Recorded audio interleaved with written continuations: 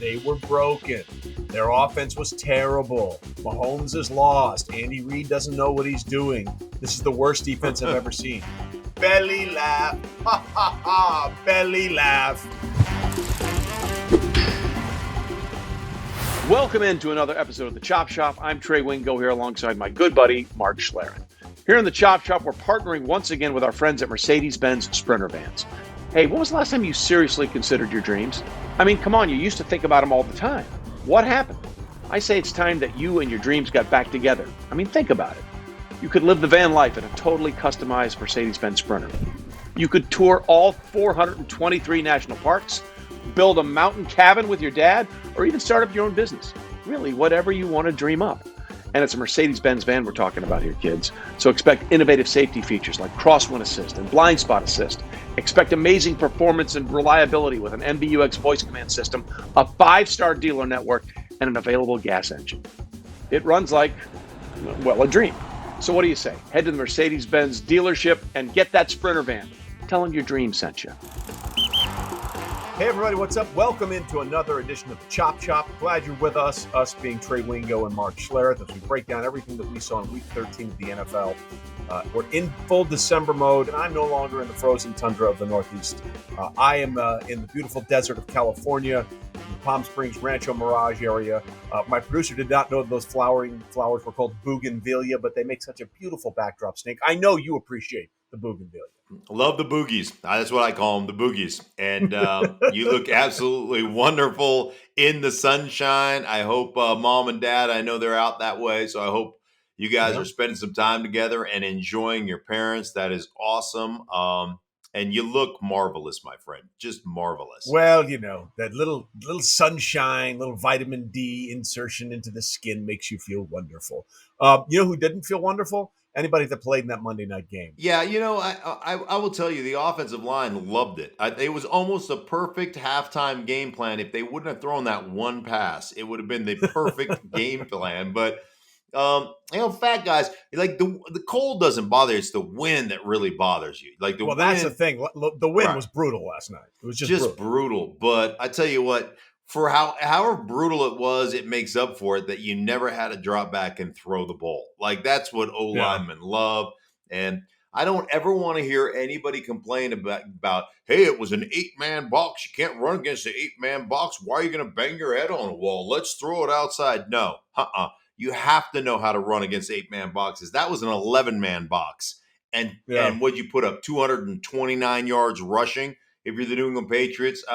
It's what makes New England better than everybody else. You know, it's what makes them global, Jim. We're better than you, and we know it. Yeah. They don't care how they have to win. They're going to figure out. Bill Parcells said this. I was talking to Sean Payton a couple weeks ago, and he said, Bill Parcells told me this as kind of my mentor. Said, there's a way to win every one of these games. We just got to figure out what it is, like how we're going to do it. And that's exactly what the New England Patriots do better than anybody else. Figure out how we're going to win each and every one of these damn things. And last night was a case in point where they threw it a total of 3 times. Just amazing. By the way, that was significant because that was the fewest number of pass attempts by a team in the NFL since 1974 in a game in September between the Jets and the Buffalo Bills, who Joe Ferguson in that game went 0 for 2. In his 2 pass attempts. Apparently it was 40-mile-an-hour winds and a monsoon rain. So, of course, these things only happen in Buffalo. But to your point about the rushing yards, it's like Buffalo's rush defense is good. They went into that game giving up about 96 yards per game, top 6 in the NFL. And the Patriots are like, don't care. They're like the old Jay Cutler story out of urinal when a fan came up to him and told him how great he was. He's like, don't care. You know, the Patriots didn't care. They're like, oh, really? That's what you think you do well? We think we do it better than you. We're just going to cram it right down your throats. And that's exactly what they did. Yeah, there's no question about it. And it takes, it just takes commitment, obviously, knowing what you're going to get, knowing what the elements were going to be, and your ability to do those things. The other thing it takes, and this is where the Patriots, I think, set themselves apart to a degree, Trey, patience. Yep. Like they have the patience to win the way they're going to win.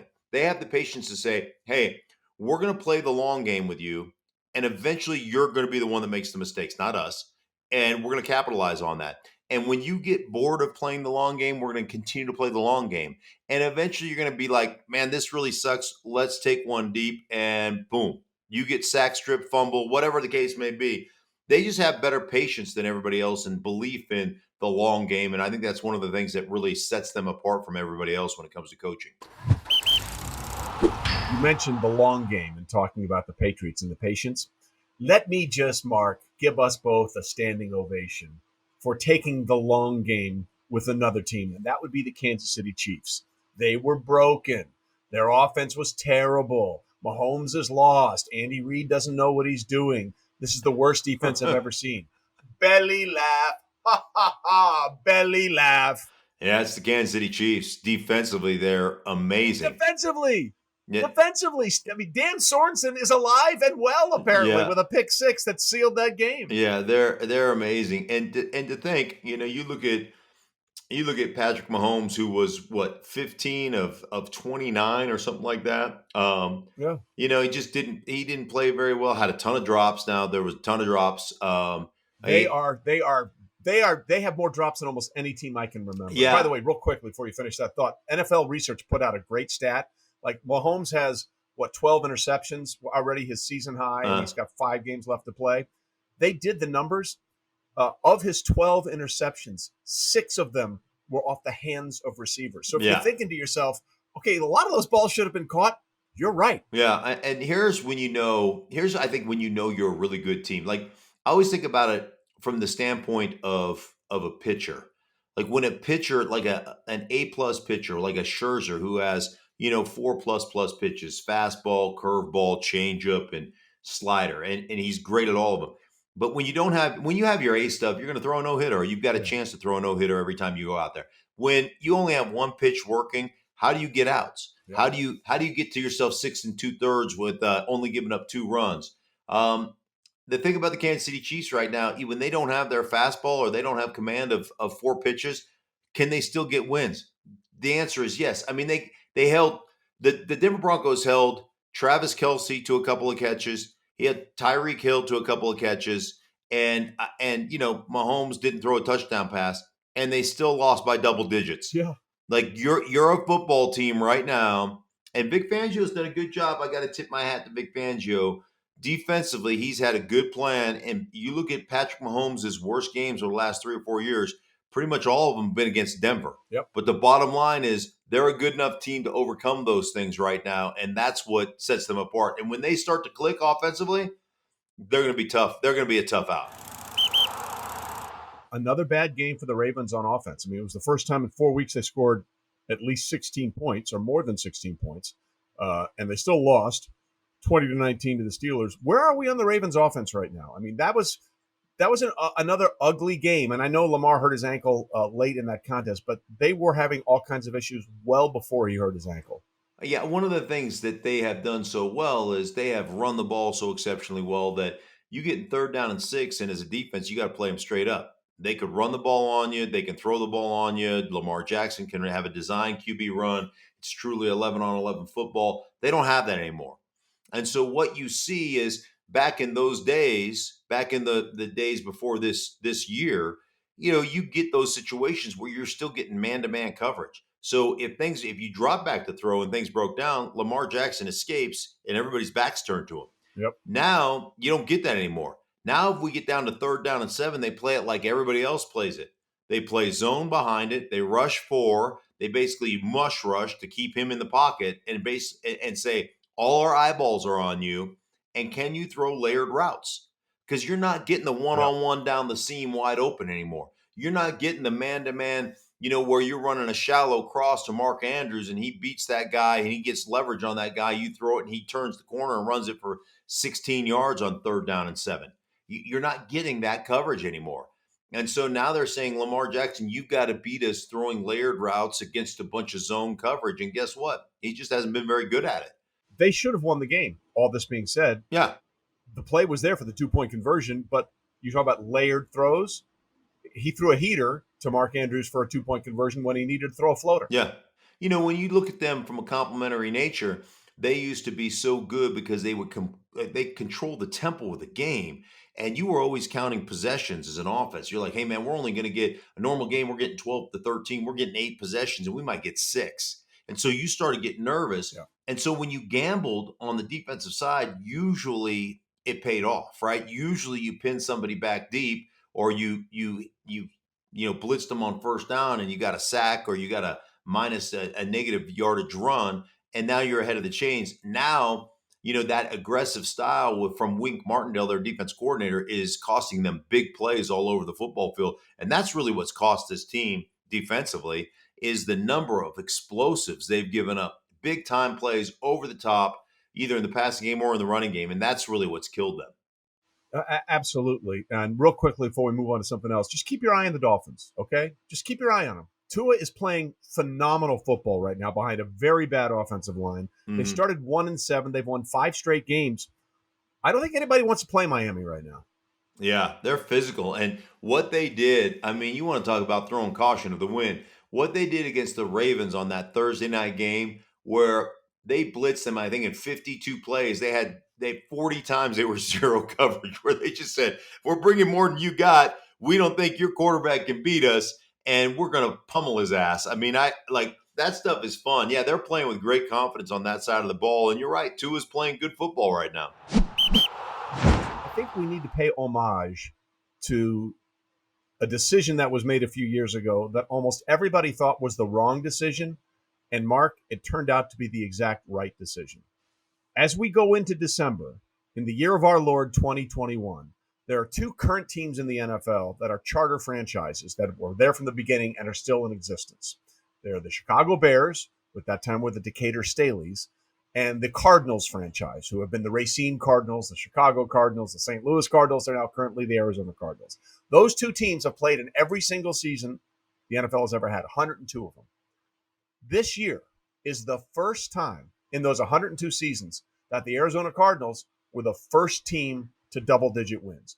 First time they've ever been the first to get to double-digit wins. And I keep going back to this, Mark. In 2019, Kliff Kingsbury was headed to USC to be the offensive coordinator after a record at Texas Tech where he had a losing tenure. He got the Arizona Cardinals head job, and a lot of people raised a lot of eyebrows, and a lot of people laughed at general manager Steve Keim. But Steve Keim believed in Kliff, and he believed in Kliff's belief in Kyler Murray. Because if Kliff isn't the head coach at Arizona, there's no way Kyler Murray's the number 1 overall pick. And those 2 guys, because Steve Keim believed in them, find themselves with Kyler atop the MVP race, Kliff atop the idea for Coach of the Year. They won 3 games without their backup, without their quarterback, Kyler Murray, and they have the best record in football. Yeah, went 2-1 with Colt McCoy playing quarterback, for crying out Think loud. about Kyler that. Murray's been absolutely amazing. So I did the game. I did Arizona Chicago last week. So I was in Chicago for that rainy slop fest. But I asked Kliff Kingsbury, I was like, well, okay, so what's changed? Like, what has changed from your perspective? What have you learned, and what had to be different? And he's like, listen, man, I had to learn how to use personnel groupings. And I had to learn how to exploit a defense using tight ends, using my running backs. And he goes, when I was at Texas Tech, my best personnel was 10 personnel, 4 wide receivers, 1 running back. And he goes, that's all we ran. Right. So when I came into the league, that's where I hung my hat, because that's what I did.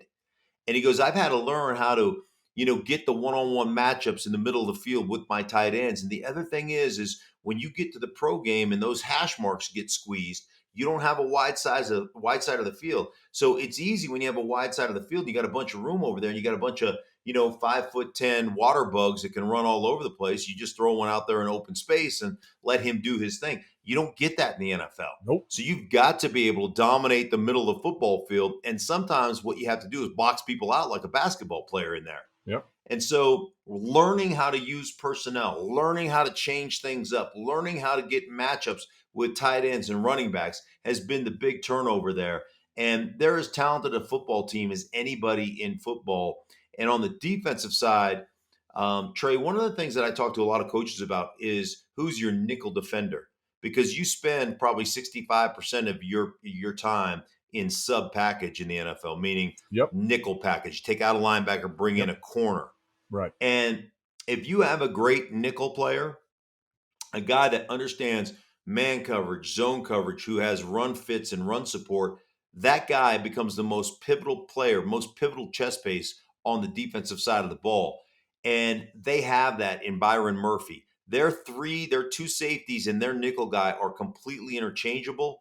So when you try to get a man zone indicator, they can show you zone and play man, because Jalen Thompson can be a man-to-man cover guy. He can be a nickel corner. Budda Baker can do the same thing, and Byron Murphy can do the same thing, and he can also play safety. So they've got the versatility of their players. Isaiah Simmons as well. Isaiah Simmons will play Mike backer, Sam backer, weak side linebacker, nickel, and he'll play the dime safety. Yeah. And he's 6'4" and 232 pound linebacker. I mean, they've got that versatility, and that's what makes them so damn good. And Isaiah Simmons was lost as a rookie, and he has really come on this year. He's been phenomenal. And then real quickly before we move on, the addition, the pickup midseason of Zach Ertz has been unbelievably beneficial for the Arizona Cardinals and the things he's brought to that franchise. You know what? I talked to him on Sunday, Trey, and he just said, so did this I. is so important. Yeah, you did? Yeah, I texted him after the game. Okay, so yeah, I'm talking to him before the game, and he's just like, man, it's so cool to have fun again. Yeah. I'm having fun. You gotta, listen, man, you and I both know this. When it comes to your work life, it better be fun. Otherwise, find something else to do. Correct. It better be a good time. 100%. And speaking of fun, when we come back on the Chop Shop, we'll talk about a guy who's maybe having more fun than anybody this year, and what are the real possibilities for his numbers when the season is done. Of course, I'm talking about Cooper Kupp. We're back on the Chop Shop after this. No two dreams are the same, but there is one van equipped to handle them all. For over 120 years, Mercedes-Benz vans have been built, upfitted, and ready to go, because we believe dreams should never stay that way. Because those who find their passion drive their passion. So you can stop following your dreams and start driving them. All right, back with Mark Schlereth on the Chop Shop edition as we look through Week 13 and plow through more December football. We're brought to you by our good friends at Mercedes-Benz, and their Sprinter vans help you refine your dreams and make your dreams come true. It has been a dream season for Cooper Kupp. They still have, 5 games to play? And he has 100 catches, 1,300 yards, and 11 touchdowns. What are we looking at by the end of the season with the numbers for Cooper Kupp? It's going to be phenomenal. It really is. I'm so happy for him. He's just such a great player, but he's such a great young man. And this is just kind of my own personal philosophy, and I just know that it works because, of my years in the NFL and then talking to coaches all the time. Like, you talk to Matthew Stafford, you talk to Sean McVay, the first thing they say when you ask them about Cooper Kupp, and you know this, is the dude's a quarterback who plays wide receiver. Without question. They all say the same thing, man. He can come back to the huddle and tell me, "Oh, dude, you saw the breakdown where you're saying, yeah, they were playing a 3D fire blitz, and then he backed off, and I didn't think they were going to reload the fire, so I had to cross over, just beat my safety." Right. Yeah, right, exactly. And so, like, he's literally running the play, going, understanding that based on his formation, the back was on the opposite side of the quarterback, meaning he knew that the Mike backer had to push through to cover that zone, right? And they're in this fire zone. He knew the nickel corner was coming off, so all he had to do is cross the safety's face who was coming down to cover him.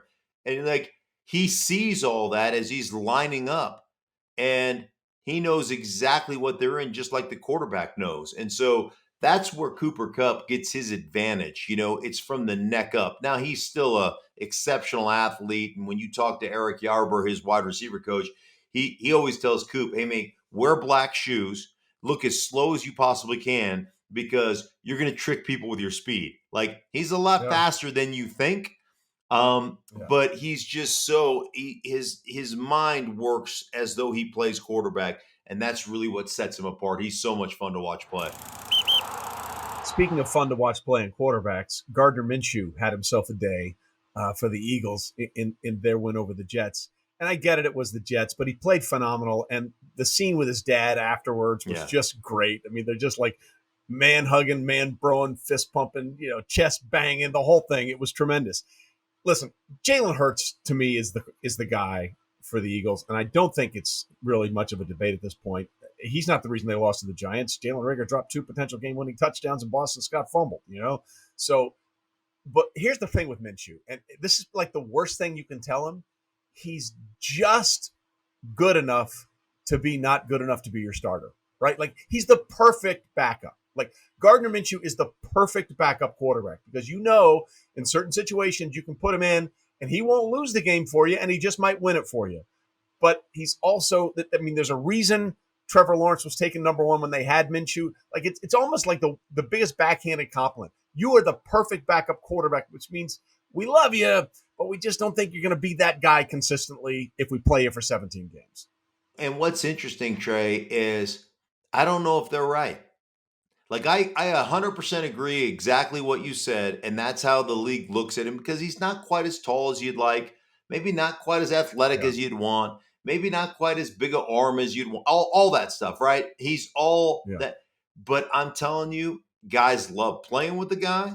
And when you sit down and meet with him, dude, he is super smart. He really knows. He's tremendous. He knows what he's doing. I'm not so sure. I mean, he played in Jacksonville. He got to start in Jacksonville for a while. That's a graveyard for NFL careers. I mean, you go to Jacksonville, you might as well call it a day. Especially Urban's. Right. I hope you got paid. I hope you got paid because your career is about ready to come to an end.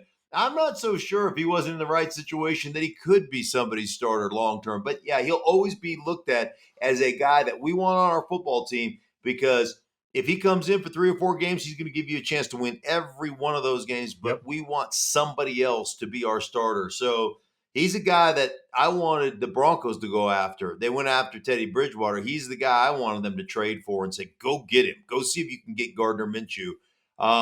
But like I said, I'd love to see that guy on a good team get a chance to run it for 17 games and see exactly where he falls. Dallas had the big win on Thursday night, 27-17. Dan Quinn there with Mike McCarthy out with COVID. But the Cowboys have some roadblocks ahead of them. Okay, look, they have a nice lead in the division. They've only played 2 division games, Mark.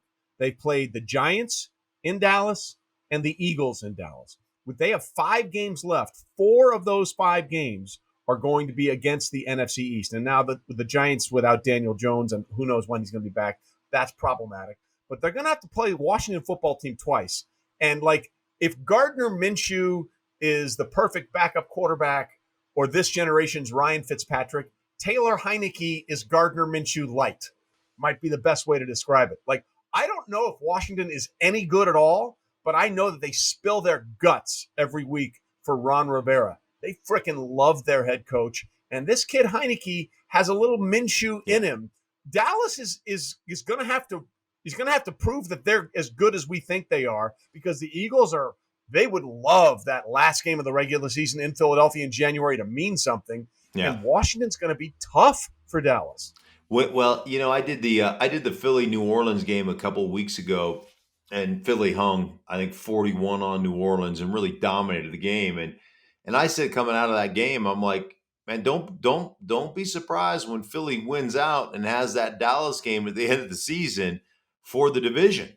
Now they dropped one that they probably shouldn't have dropped. They did that game against the Giants as well. And you mentioned the Boston Scott fumble. You mentioned the 2 drops by Reagor. That there was 3 interceptions that Hurts threw an ill-advised one at the end of the first half that they would have come away with at least 3 points. So he made a bunch of mistakes in that game, but the bottom line is they should have still won the game. But yeah, I'm 100% with you. I always look at Cowboys going Cowboy. They're going to drop another one somewhere along the line, and it's going to come down to that last game. So we'll see. Philadelphia is a dominant. They dominate on the offensive line. Their guys are great. They dominate on the defensive line, the front 7. T.J. Edwards playing middle linebacker has made a huge difference for them. So we shall see. But I think it may come down to that last game. It may come down to that for the NFC East title. Yeah, they might regret some of those games that they sort of let slip away there. But by the way, Heineke, just on that, Yeah. that dude is just like, you know what? Talking to him, he's like, I'm not a game. I have to come to realize that I'm just not a game manager. I got to just let it eat. I just got to go out there. By the way, we cannot end this edition of the Chop Chop without acknowledging Dan Campbell and the Lions finally getting that 364 days since their previous win. They almost went a full calendar year without a win. I don't know what the Minnesota Vikings defense was thinking, what they were trying to do in that goal line situation where they didn't blitz and they gave cushion to the wide receiver. Didn't seem like that was a really good idea, but we'll dissect Minnesota later. Good for the Lions. I wouldn't wish a winless season on my worst enemy. Well, maybe one or two people, but that's about it. I'm happy for Detroit and happy for Dan Campbell. I will tell you, man, like you talked about the Minshew hug with his dad and how cool that was. There are very few things that are cooler than watching Dan Campbell address his team in the locker room after that game and how much his team loves playing for him. I've been on some crappy teams, Trey, and you get a win late in the season and it's like, can we just get like it? There's not a whole lot of joy in Mudsville, you know. You're just like, can we get this season over with? There was pure joy for their coach getting his first win. And like, I don't know what the future holds for Dan Campbell as a head coach. And, you know, from a play calling standpoint, they've had a lot of issues, timeout issues and management issues of the game and all that stuff. But those guys love Dan Campbell. And that can go a long way into curing what ails you as a franchise. So good for Dan Campbell, good for Detroit Lions. That was cool to watch. Before we wrap things up here, Mark, I just want to bring this up. It's early December, and normally this time of the year, you think, wow, we're in the sprint. But we have 5 games left in the season. I mean, 5, it's a 17-game season. Essentially, we still have a third of the season to play. There is so much that's still to be decided over these last 5 weeks. It's going to be incredible. It really is, especially when you look at the AFC and all the things that are going on in the AFC right now. Like the playoffs, man, you get on a run right now, and we always talk about runs in November and December. Yeah. You get on a run in December and January because the regular season going into January. You could go pretty quickly from the outhouse to the penthouse, and so there is. I mean, this is awesome, man. This is awesome. 5 games left is it's good with me. I'm here for it. I'm here for it 100%. All right, buddy. Be good, be well, be safe, and I'll talk to you next week, all right? Sounds good, my friend. Take care.